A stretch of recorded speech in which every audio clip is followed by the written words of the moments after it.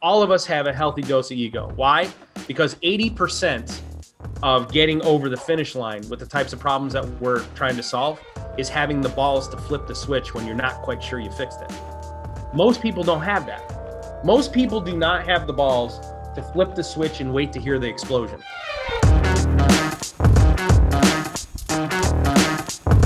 All right, so what is an expert? Okay.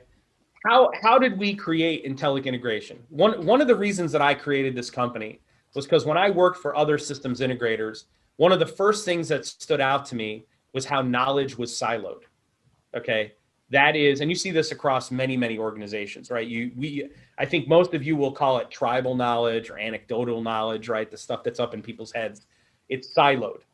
And one of the first things that I identified was, why don't we, if we're using technology, if as a systems integrator, we're being hired to help companies leverage technology to do more with less, then why is it we don't do the exact same thing ourselves? Why is it we're not leveraging technology to do more with less? Why is it we're not leveraging technology to break down the information silos within our organization? So the first thing that I did within Intellic when we created the company, I went to my wife, we're sitting on our front lawn, this is 6 years ago, I think. And I said, Tanya, I think I can do this better. I'm certain that if I create a company and I use the Nucor Steel model of compensation, I use the Tesla model of collaboration, and I use the Walker model of building teams, we can be successful. The Walker Reynolds model of building teams. So we don't, you guys may or may not know this, but we don't have managers in our engineers do not report to an engineering manager. They work underneath a senior and they report to many subject matter experts. Okay. And everyone in our organization does that. So because I'm the president and the CEO of the company doesn't mean I have the final say on everything. I don't. The subject matter expert does. So we've identified, hey, this person is an expert in Python programming. This person is an expert in SQL development. We have a matrix that lays this all out. This person is an expert in PLC development, UDT, UDTs, add-on instructions, best practices for ignition, you name it. And that person is the person you report to when it comes to that subject. Experts are people who have a proven track record of solving a specific type of problem. Okay. So most of you guys have not seen this. I did a podcast for Element 8 last week. You won't get a chance to see this because the Element 8 podcast was digital only. One of the things that I did, or was audio only, one of the things that I did was I created a timeline of my career for Element 8. Okay. What's your background? They asked me, tell me about yourself. How'd you enter the world of industrial technology? How did it start for you? I am an expert in digital transformation. I am an expert in solutions architecture, and I'm an expert in building and managing teams. I am not an expert in those things because someone gave me a certificate or a degree. I am an expert in those things for basically 3 reasons. Number one, I have a proven track record of snatching victory from the jaws of defeat in these types of projects. Dude, does it mean that 100% of the time my projects have been successful? No. And if any engineer who tells you that 100% of their projects were successful, they're lying to you. Okay. Or they've only done one project and the first one was successful. When you're an engineer, you try lots of things that don't work. Right. And that's part of the process. That's part of the scientific method, testing your hypothesis. You expect that many tests of the hypothesis to fail. Right. So number one, I'm an expert because I have a proven track record over the course of 20 something years, digitally transforming organizations across many industries, initially companies I worked for, and then in systems integration. So number one, I'm an expert because I have a proven track record. Number two, I'm an expert because people look to me to help solve the problems they're working on. Okay. And I have a proven track record of helping other people solve their problems. So not just the problems that I'm being tasked with, the problem statement. Any engineer out there knows problem statement. I mean, if you got your degree from a community college, you probably have never heard problem statement because you generally get that in year 3. But you hear about that in year 3 when you start taking your engineering courses. But if you don't have an education, you may not have heard the term problem statement. But in engineering, the first question that when we're trying to solve a problem is, what is our problem? The problem statement. Okay. So number two, I have a proven track record of helping people solve their problems. So that also makes me an expert.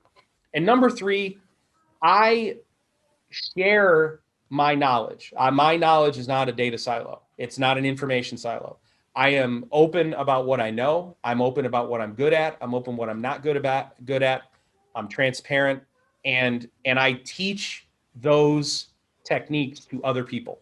Okay, as an educator, that also makes me an expert. And Doesn't they make me can replicate your results using your techniques. correct. That is what makes me an expert. Okay. So while this person may not have been talking about us particularly, if there's somebody else out there they may have been talking about. And if you want to justify whether or not you are an expert, you should come at it from that point of view. So I want to talk about my background real quick. Those that are in our mentorship program and Digital Mastermind can see this. A lot of people ask the question, hey, why, where'd you come from? Why do you do what you do? What does your career look like? So let me lay it out for you. And I'm gonna do this real quick. I grew up in the 80s in upstate New York. Okay, I'm from Texas, but I grew up in upstate New York. After my mom died, I got adopted in New York, and I grew up in a family of limited means. That's a nice way of saying we were dirt ass poor. I grew up in a trailer park, 7 people living in a 2-bedroom trailer. That's what I grew up in. Okay, had a loving family. I had parents who worked incredibly hard, but they suffered from only being able to work a few months out of the year, 6-7 months out of the year, because my dad had to work in construction. Why? Because there were no good manufacturing jobs left. They started moving away in the 80s. Okay. All of my friends, I watched them lose their manufacturing jobs. They went from living in beautiful homes and their parents being middle class, upper middle class, to their parents working at gas stations or going back and working on the farm. Okay. So that's set the tone for me. Okay. I spent my freshman year at an elite institution in college studying biochemical engineering because my girlfriend in high school, her father told me that's a field that I should go into. I had no idea what I wanted to do. Okay. All the kids that I went to school with were super rich. Okay.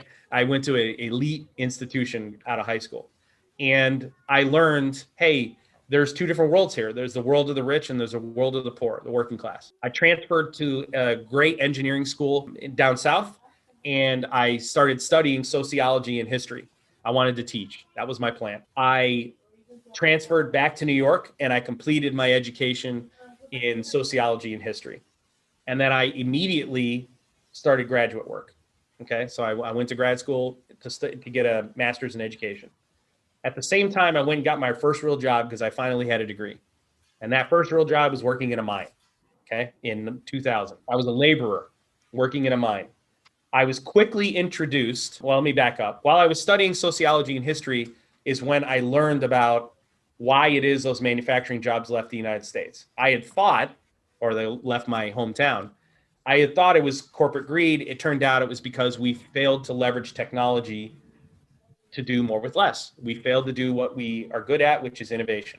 That's what I learned in 2 separate courses, sociology courses that I took that were centered around labor. That's the empirical. That made me an expert. My degree in sociology makes me an expert in why it is manufacturing left the United States. Because I studied it from some of the top sociologists in the world, they taught me about what the sociological roots and causes of the manufacturing exodus in the mid 80s. That makes me an expert on the subject. I did my graduate work in education, and that makes me an expert in teaching people. If I want to, I can go get my teaching license. I decided not to teach because I realized I didn't have the temperament to teach young kids. While I was doing my graduate work, I worked in a mine.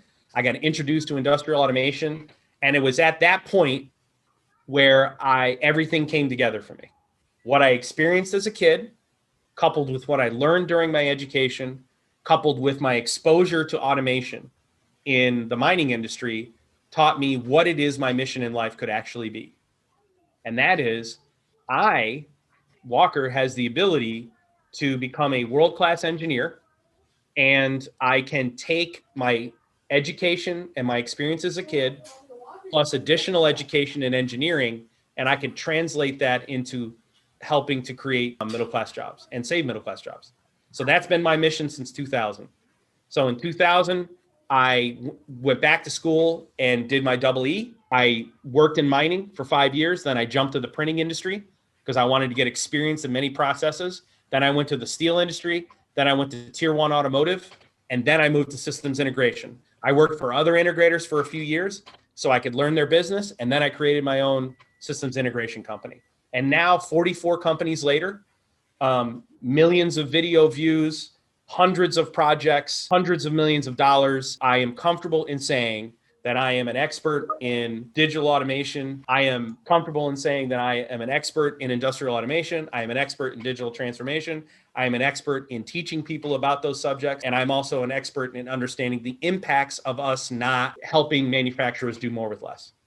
If you want to know why I'm an expert, those are the reasons that I'm an expert. Okay. And I'm happy to make the argument. I'll do this all day long.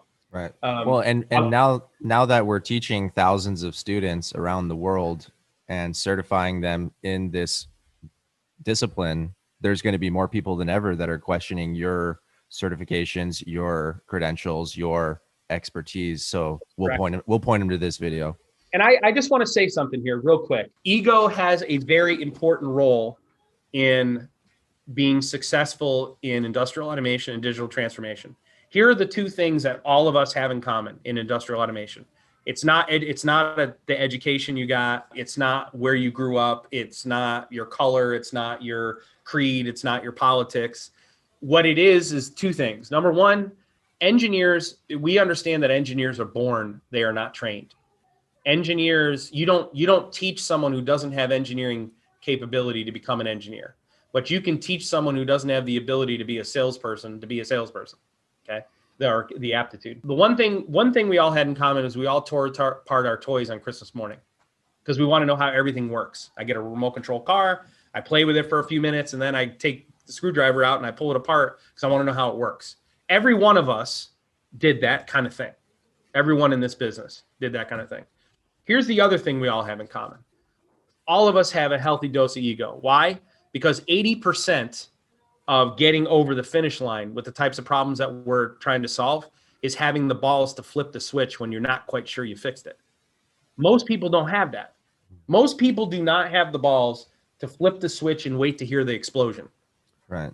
Okay. It's the same kind of balls that it takes to like actually put out a video and put it out there into the world and be open to the criticism or critique that it could gain. And let me say this. I am open to the critiquing. We respond to every negative question. We don't get a lot of them, but we respond to all of them. And I don't say anything that I cannot back up empirically. In fact, when you look at our IIoT rant video, and I said, hey, I challenge any executive who spent 7 figures on an ERP system to come on our podcast, and I'll humiliate you on camera. The reason no one took us up on the offer is not because we don't have the following. It's because they know they're going to get humiliated. They can't justify their decision empirically. I can justify my statement empirically. When we said, I challenge someone to reach out to us and defend Rockwell Automation for their business practices, one person, we got no takers. And why is it that no one did that? Because I can debunk whatever they say empirically. I'm only saying the thing. One of the first things when we did the Element 8 podcast, one of the first things I told those guys before we went on camera was, listen, guys, we're not saying anything revolutionary. We're just saying the things that everyone else thinks. And I'm comfortable making the argument for why I believe what I believe.